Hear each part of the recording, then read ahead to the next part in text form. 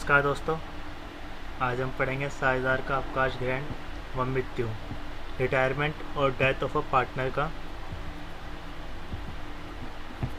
Part number 6, जिसके अंदर हम पढ़ेंगे साझेदार की मृत्यु और उसके कुछ विशिष्ट मदों की गणना करना सीखेंगे। चलिए पढ़ते हैं। सबसे पहले तो हमको जानना होगा कि साझेदार की मृत्यु होती क्या है। किसी साझेदार की मृत्यु होने पर उनके मध्य स्थापित साझेदारी का ठीक उसी प्रकार समापन हो जाता है जिस प्रकार किसी साझेदार के अवकाश ग्रहण करने पर होता है, परंतु दोनों ही परिस्थितियों में साझेदारी फर्म में शेष बचे साझेदारों के साथ नई साझेदारी के फलस्वरूप चलती रहती है। फर्म जो है वो बंद नहीं होती है जब मृत्यु होती है एक साझेदार की, और जो शेष बचे साझेदार होते हैं उनके बीच में चलती रहती है फर्म। तो मृतक साझेदार का उत्तराधिकारी साझेदार संलेख में निहित प्रावधानों के तहत मृतक साझेदार का फर्म में हिस्सा पाने का अधिकारी होता है। मृतक साझेदार का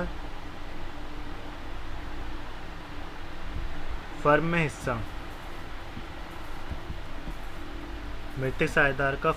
हिस्सा निवृत्त साझेदार की भांति ही ज्ञात किया जाता है। मतलब कि जो मरा हुआ साझेदार होता है, मृत्यु इसकी होती है, उसका हिस्सा भी वैसे ही काउंट किया जाता है, वैसे ही ज्ञात किया जाता है जैसे कि निवृत्त साझेदार, मतलब कि जो अवकाश ग्रहण साझेदार का किया जाता है जैसे। अब किसी साझेदार के अवकाश ग्रहण एवं मृत्यु के आधारभूत अंतर इस प्रकार है। अब मृत्यु में और अवकाश ग्रहण साझेदार में क्या फ़र्क है। पहला पॉइंट, किसी साझेदार के अवकाश ग्रहण करने की तिथि पूर्व निर्धारित होती है कि वो कब अवकाश ग्रहण करेगा, जबकि मृत्यु लेखांकन वर्ष के दौरान कभी भी घटित हो सकती है। फाइनेंशियल ईयर के दौरान कभी भी मृत्यु हो सकती है किसी भी साझेदार की। किसी साझेदार के अवकाश ग्रहण करने पर उसको देय राशि का भुगतान स्वयं अवकाश प्राप्त साझेदार को प्राप्त होता है। जो भी कुछ अवकाश ग्रहण करता है, जो भी कोई साझेदार, तो उस अवकाश ग्रहण साझेदार को ही प्राप्त होता है उसका हिस्सा, जबकि मृत्यु की स्थिति में यह भुगतान मृतक साझेदार के उत्तराधिकारी या फिर वैधानिक प्रतिनिधि को प्राप्त होता है। उस मृतक साझेदार को तो मिलेगा नहीं क्योंकि तो मर चुका होता है, तो उसके ही किसी लीगल रिप्रेजेंटेटिव को वो मिलता है उसका भाग। और कुछ विशिष्ट मदों की गणना, इसके अंदर 2 मद हैं हमारे पास। पहला है पिछले चिट्ठे की तिथि से साझेदार की मृत्यु की तिथि तक की अवधि में अर्जित हुए लाभ अथवा हानि में मृत साझेदार का हिस्सा, शेयर ऑफ प्रॉफिट या फिर loss from the date of last balance sheet to the date of death. और सेकंड केस आता है हमारे पास, लेखांकन वर्ष के मध्य में साझेदार की मृत्यु पर पिछले चिट्ठे से मृत्यु की तिथि तक अर्जित लाभ का लेखांकन व्यवहार, accounting statement of profit loss up to the date of death. चलिए देखते हैं पहला केस। पिछले चिट्ठे की तिथि से साझेदार की मृत्यु की तिथि तक की अवधि में अर्जित हुए लाभ अथवा हानि में मृत साझेदार का हिस्सा। सैद्धांतिक रूप से यदि किसी साझेदार के हिसाबी वर्ष के मध्य में कभी भी मृत्यु हो जाती है, तो उस स्थिति में उसका उत्तराधिकारी अथवा वैधानिक प्रतिनिधि पिछले चिट्ठे की तिथि से साझेदार की मृत्यु की तिथि तक की अवधि में अर्जित हुए वास्तविक लाभ में हिस्सा पाने का अधिकार होता है। किंतु व्यवहारिक रूप से हिसाब वर्ष के मध्य में इस प्रकार लाभ ज्ञात करना संभव नहीं हो पाता है। हालांकि सैद्धांतिक रूप से जो मृत्यु हो रखी होगी जिस साझेदार की, उसका जो उत्तराधिकारी होएगा वो उसके लाभ को लेगा, उसके वास्तविक लाभ का हिस्सा पाएगा। लेकिन ये संभव नहीं हो पाता है व्यवहारिक रूप से। लेकिन फिर भी अतः इस अवधि का अनुमानित लाभ 2 विधियों के माध्यम से ज्ञात किया जाता है। तो हम इसका अनुमानित मतलब कि अप्रोक्सीमेट, मतलब कुछ मान के चलते हैं कि इतना लाभ हुआ होगा उसको। तो इसकी 2 विधियाँ होती हैं। पहला है विगत वर्ष या फिर वर्षों के लाभों के आधार पर on the basis of profit of last year या फिर ईयर्स। तो इसके अंदर फॉर्मूला होता है हमारे पास, सूत्र है मृत साझेदार का पिछले चिट्टे से मृत्यु तक की अवधि के लाभ में हिस्सा बराबर पिछले कुछ वर्षों का औसत लाभ हानि अथवा पिछले वर्ष का लाभ हानि इनटू में पिछले चिट्टे से साझेदार की मृत्यु की तिथि तक की अवधि डिवाइडेड बाय 365 या फिर 366 जितने भी दिन होंगे उनको डिवाइड, या फिर 12 महीने जो भी कुछ होएगा, या तो दिन होंगे या हमारे पास महीने होंगे। पिछले चिट्टे में साझेदार की मृत्यु की तिथि तक की अवधि जो भी कुछ होएगी उसको हम इससे डिवाइड कर देंगे इनटू में मृत साझेदार का लाभ वितरण अनुपात, जो भी कुछ उसका प्रॉफिट शेयरिंग होएगा उसका, वो यहाँ पर हम लिख देंगे इनटू में। चलिए इसका एग्जांपल देख लेते हैं। उदाहरण है हमारे पास आ, बा तथा सा एक फर्म में 3 साझेदार थे। सा की 29 फरवरी 2016 को मृत्यु हो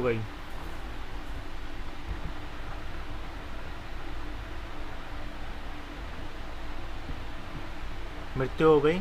पिछले चिट्टे से मृत्यु तक की अवधि से के लाभ की गणना पिछले 3 संपूर्ण वर्षों के औसत लाभ के आधार पर की जाती है। पिछले 3 संपूर्ण वर्षों का औसत लाभ क्रमशः 1,20,000 रुपये, 1,35,000 रुपये तथा 1,50,000 रुपये है। सा के हिस्से का लाभ ज्ञात कीजिए और फर्म द्वारा हिसाब कैलेंडर वर्ष के अनुसार रखा जाता है।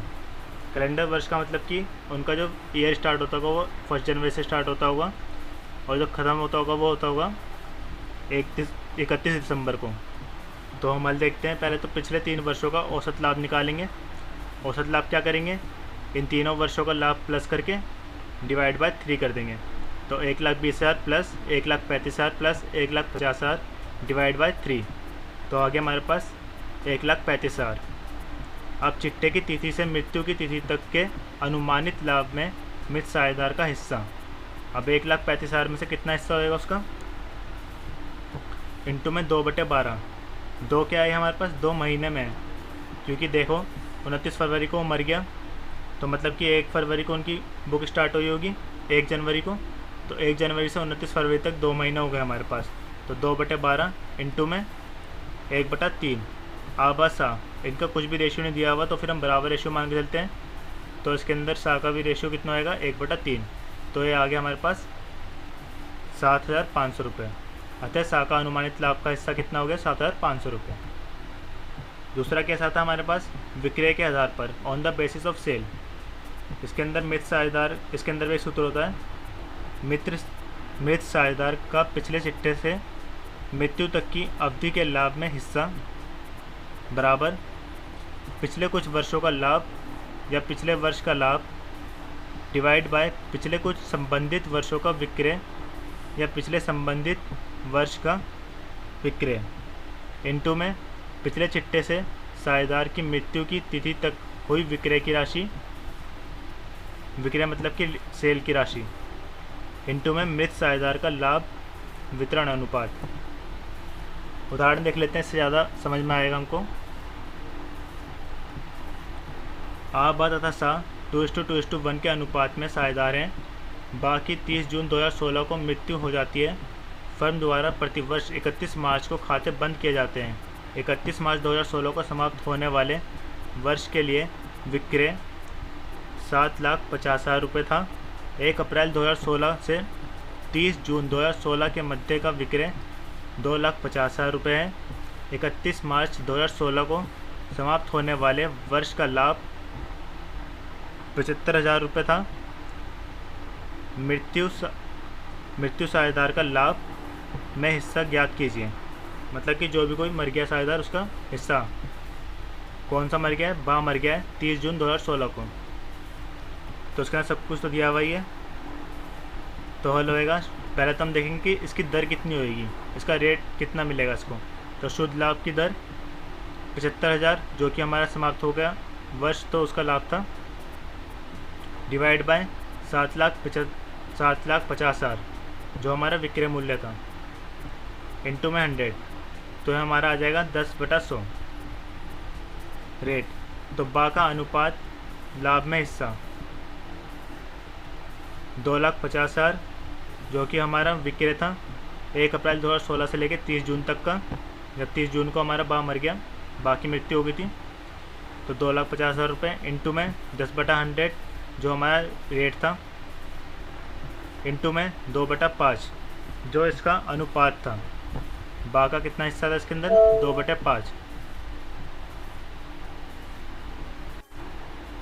तो बा का जो पार्ट था इसके अंदर 2/5 था, तो हमने 2,50,000 इंटू में 10/100 इंटू में 2/5, तो हमारा कितना आ गया? 10,000 रुपये इसका अनुपातित लाभ आ गया बा का।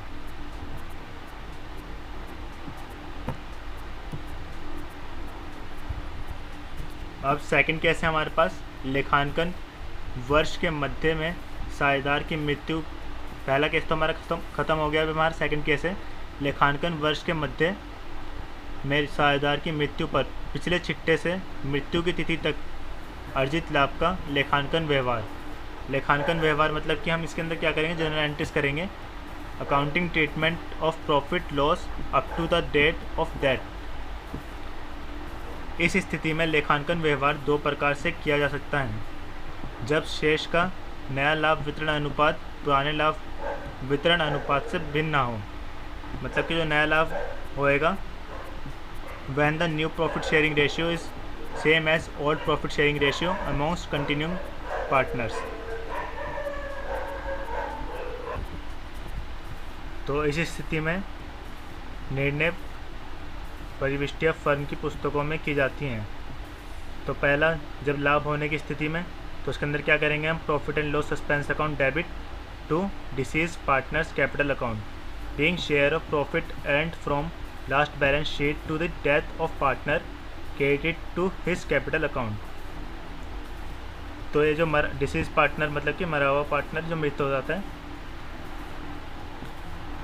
तो हमारा जो लाभ वितरण अनुपात है वो पुराने लाभ वितरण अनुपात से अलग नहीं होगा। तो इस केस में हम ये वाली एंट्री करेंगे लाभ होने की स्थिति में, और हानि होने की स्थिति में इस वाली एंट्री का हम उल्टा कर देंगे।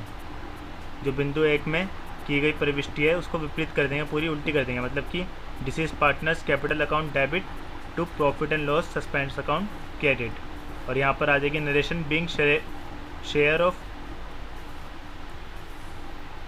Loss incurred from last balance sheet to the death of a partner debited to his capital account।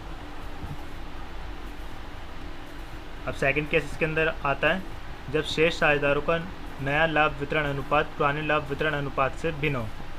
अब when the new profit sharing ratio is different from old profit sharing ratio amongst continuing partners, इसके अंदर अलग अलग हो।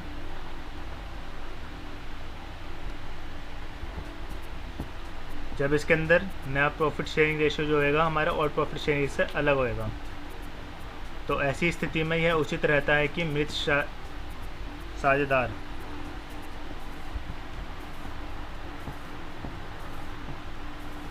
हिस्से के लाभ वह साझेदार के पूंजी खाते में समायोजित किया जाए जिसके लाभ प्राप्ति अनुपात में वृद्धि हुई है।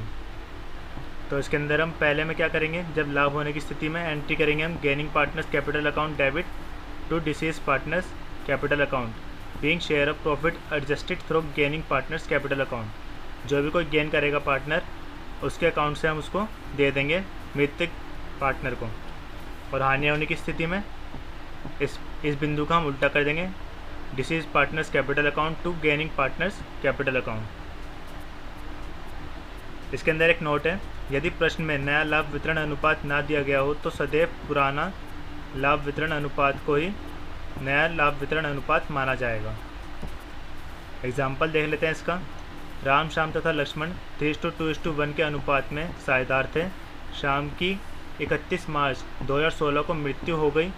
यदि 1 जनवरी 2016 से 31 मार्च 2016 की अवधि का लाभ 36,000 रुपये हो तो श्याम के हिस्से के लाभ हेतु आवश्यक जनरल प्रविष्टियाँ कीजिए।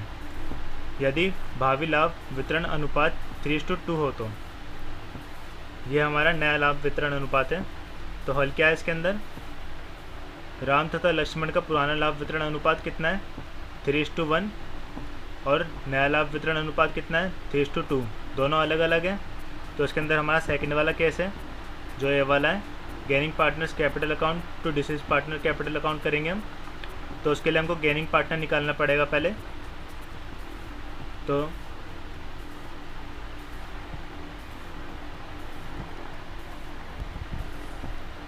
तो इसके अंदर दोनों लाभ वितरण अनुपात अलग अलग हैं, अतः शाम के हिस्से के लाभ को शेष साझेदारों के पूंजी खाते द्वारा लाभ प्राप्ति अनुपात में समायोजित किया जाएगा। अब लाभ प्राप्ति अनुपात मतलब कि गेनिंग रेशियो जो हम निकालेंगे वो कैसे निकालेंगे, नया भाग माइनस पुराना भाग। तो राम का लाभ प्राप्ति भाग कितना आएगा, 3/5 जो उसका पहला का था, माइनस पुराना वाला 3/6 equal to 18 minus 15/30 equal to कितना आ गया फिर हमारा 3/10। यह आ गया हमारा राम का लाभ प्राप्ति भाग। लक्ष्मण का लाभ प्राप्ति भाग निकालेंगे तो नया भाग क्या था उसका, 2/5 माइनस 1/6 जो कि पुराना वाला भाग था, equal to 12 minus 5 divide by 30 equal to कितना आ गया है, 7/30। तो लाभ प्राप्ति अनुपात कितना हो गया दोनों का, राम और लक्ष्मण का, 3/30:7 7/30 इक्वल टू 3:7। तो शाम के हिस्से का लाभ कितना होगा, 36,000 रुपये जो था इस अवधि का लाभ, इंटू में 2/6 2/6 ही शाम का भाग होएगा। इसके अंदर देखें 2/6 शाम का भाग, सेकंड नंबर पे तो 2/6 तो 12,000 रुपये, और ये इसे राम तथा लक्ष्मण द्वारा लाभ प्राप्ति अनुपात में वहन किया जाएगा। तो क्या एंट्री होगी, gaining partners capital account debit. तो गेनिंग पार्टनर कौन कौन थे, राम और लक्ष्मण। राम का कितना भाग था, राम का था 3/10 हो गया, जब 3:7 है तो राम का 3/10। तो 12,000 का 3/10 निकाला हमने तो 3600 आया। ऐसे लक्ष्मण का निकाला, लक्ष्मण का कितना होगा 7/10, तो 7/10 निकाला 12,000 का तो आ गया 8400 8,400 रुपये टू शाम्स कैपिटल अकाउंट। शाम का कितना भाग था पूरा टोटल, 12,000। बीइंग शाम्स share of profit to the death adjusted in the capital account of Ram and Lakshman in their gaining ratio 3:7। तो ये क्वेश्चन यहीं पे ख़त्म होते हैं, और यही थी